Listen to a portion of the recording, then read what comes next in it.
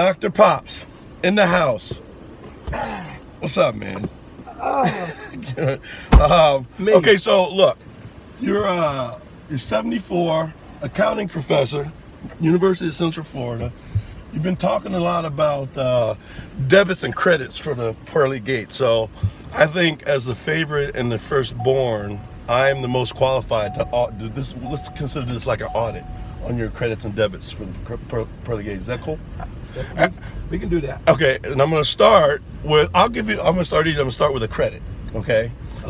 Credit meaning something good? Something good for you at the pearly gates. Okay. And that would be, like you're captain of the University of Cincinnati football team, you're in camp, all of a sudden you find out you have this blessed event happening, right? Well, it didn't quite go like that. Of course I wasn't there, so maybe you may need to enlighten me on how it actually went. Well, the blessed event part is definitely not true. In my accounting vernacular, you were like what is called a byproduct. A byproduct? Yes. A byproduct of, well, you see, I mean, you don't have to get into too much detail, but I think I was a byproduct of lust. Maybe. No. Okay. I was dating your mother for a couple of years, and I wanted to save myself a marriage. Okay, so again, the theme of this is credits. When you tell lies, that's a debit. No, I'm not telling lies. So if you're just telling me you're saving yourself a marriage. I'm not telling lies. All right. Every time we would go out, she would be all over me. And again, remember, she's not here to defend herself. My mom doesn't roll like that. But I know you. No, you can't believe this because you want to think of your mom as a different kind of person. My mom is an angel. Your mom. You, on the other hand, are a corrupter. Your mom was an animal against me. and I was at football camp. Okay. We came home from football camp, and I called your mom up, told her we were in town, and so she took me out, and immediately she was just all over me.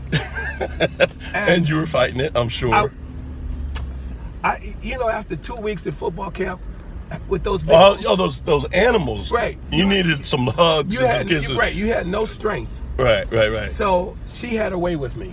She had her way with you, and then all of a sudden, the blessed event that is me. And I know you've never, and I'll give you credit, you've never made it any other way that you weren't a blessed event since I was little. Correct. And then, when I see your diploma, I see I was born maybe 3 days before you graduated from college. So correct. That was, I think that's a fair thing to do. You don't want me living in the fantasy world. I didn't want you thinking that you could give me too much hassle.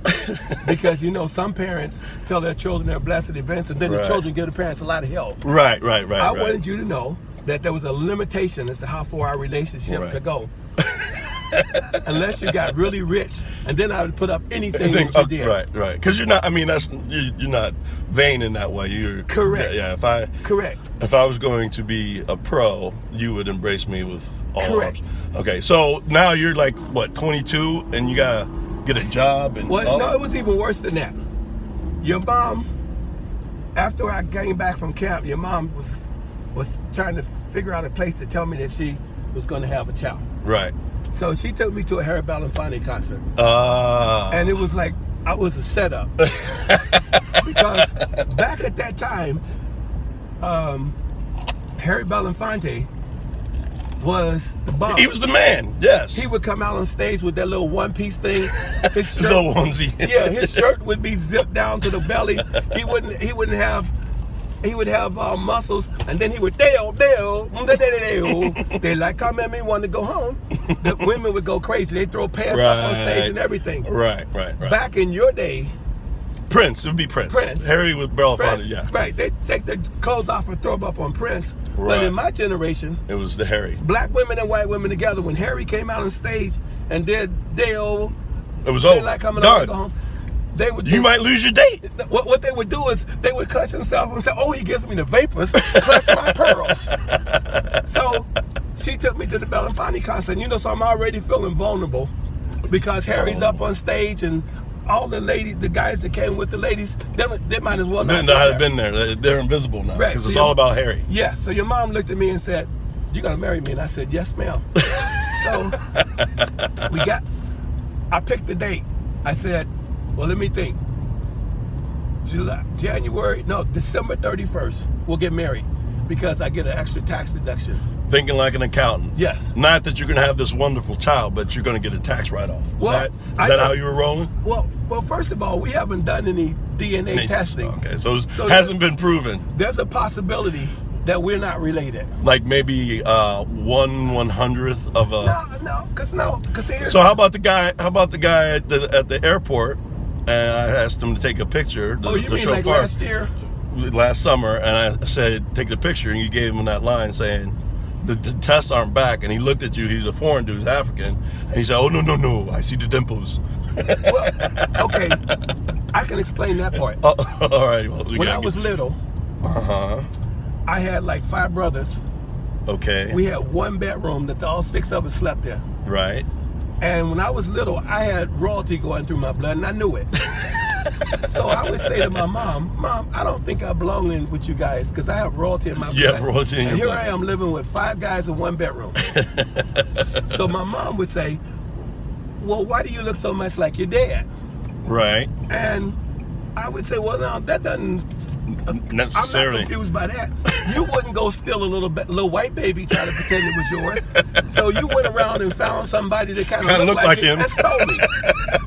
And so my dad would say, well, why don't you go back to, because I said my real father is in Africa with cows and pigs, land. Rich. Right. So my dad would say, well, why don't you go back and find him? Well, no, you're stuck. I've been with them all those years. Yeah, you're kind of used to them. Right. And there was no Ancestry.com, so I could do a search. 23andMe, where you can do the DNA. Correct. Gotcha. So with that caveat, there's still a possibility that we are not related. Maybe we should. Or is it too late? Because 50 years is probably too late. Yeah, you had your shot. No, you should have done it earlier. So, okay, so now I'm an only child, and around 6 or 7, I tell you guys I want a puppy. And then you produce Troy. Again, I'm sure he wasn't a blessing. Okay, here's what people should do. If you have a sibling and there's like at least 6, 7 years between the two, right?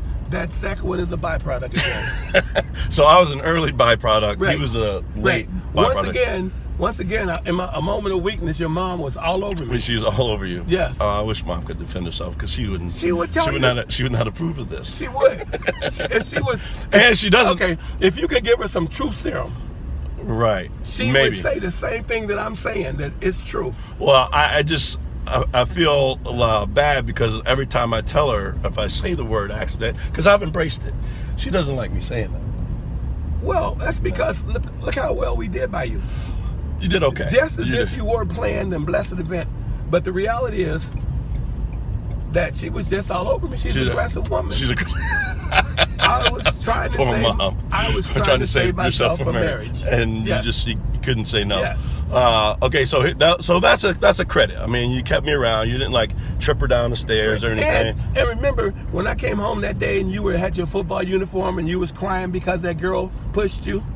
Yeah. Did I throw you out? No. So you're gonna bring that up. Okay. I just told you. So wait. So I just told you to get that uniform off and go put that football uniform up in the closet until you can push a girl around. And you were like 5 and she was like 5. Yeah, but you taught me not to wrestle with girls. I know that. But you don't let her make you cry with your football outfit. There's no crying in football. All right, so that might not have been a highlight of my adolescence. And a lot of people don't even believe that I was like a shy kid. So that's... Oh, yeah, you were afraid of the door opening. And there was another thing that we had a problem with. Uh-oh, what's that? When your mom and I, we started having little issues. Right. And so you said something about it that you didn't like one day. So then she cornered you and said, well, tell your father something you don't like about him. Yeah, I remember that. And you couldn't come up with anything, so know what you did. No. Hey, man, look. You know what McDonald's is not good for you. And you would take me to McDonald's when I didn't want to go. But you said, that's a lie. You said out of the clear blue sky, well, he makes me go to McDonald's. He makes me go to McDonald's and eat Big Macs when I don't want to. I stand by that. I would come to the house and you would beg me to take you to the store. I stand by my statement. So you couldn't come up with anything but that. So then you go to sleep, and then at 2 o'clock in the morning, you're still arguing about. Well, he's just telling you he's tired of you doing everything for him. He wants you to tell him no. Stand by and that. I said he didn't have anything else to say, so he threw that out on the table. And now, hey man, it was pressure. What was I gonna do? The pressure was hot. So you tossed me under the bus. Yes, I did. So all right, I'll give you a credit on that because I had no answers for that question, and so I did make it up, and you were right. And if you're wondering why I'm a little off now, what about that younger brother of yours? Well, and this is one thing I was going to bring up. Like, you kind of coasted through my 18 years because I was low maintenance. Yes. Other than that one incident. Yes. But you had to earn your stripes with the middle one and Troy. Yes, the youngest one first. Yes. Yes. I come home from work one day. Remember, we were living in an all-white neighborhood. Yes. In Houston. Yes, I remember. And the lady across the street was helping me because I was in my single-parent days. Yeah, which is that's another. That's got to be a credit. A credit, yeah. A man that brings up both of his children, single parent, comes in. Executive, yeah. And big job with mobile. Yes. Taking care of 2 boys. Yes. And moving to a new town. Mm-hmm. Don't know anybody. Right. Raising 2 kids by himself. Right.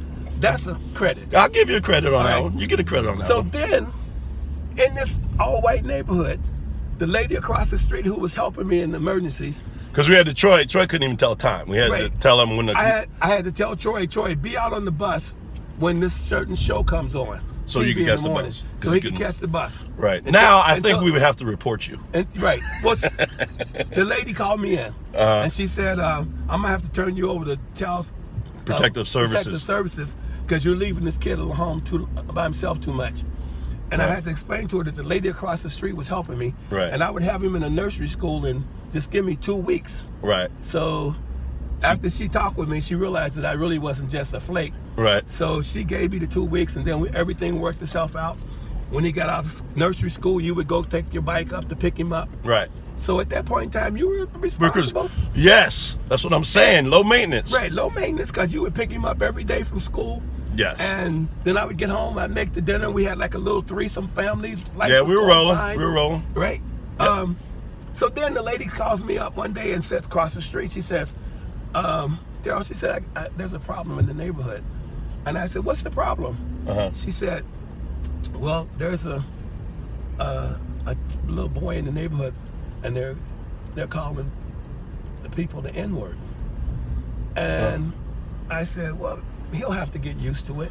So it'll be the rest of his life. Right, the rest of his life. So he'll just have to get used to it. That's not the worst thing to happen. Right. She said, well, no, it's him. I said, I never heard that story. I said, oh, you mean Troy is using the N-word? Calling the other kids the N-word. She said, yes. I think, oh. What have I done? So what have I done? So I called Troy in the house, and I don't want it to be a big deal. Right. So I said, Troy, I understand that you're calling some of the kids in the neighborhood the N-word. I said, do you know what the N-word means? He said, no, I know it means when people that do something bad. And I'm thinking, Lord, you got a lot of work to do. I got work to do. You got a lot of work to do. And so I said to him, well, Troy, that's not really a nice word to use, so don't call anybody else that word. And he gave me the look like, okay. Right. He's good with it. So now you can see why I might be a little off. You're a little off. With you tossing me under the bus with the McDonald's. Well, that was, I mean, you got to have at least one incident with one kid, but that was kind of lightweight compared to all the low maintenance after that. Like, there was I was cruise control. Correct. You were correct. And so you had to earn the whole dad thing with the other 2. Correct. So, okay, so there's 3 of us, and then all of a sudden,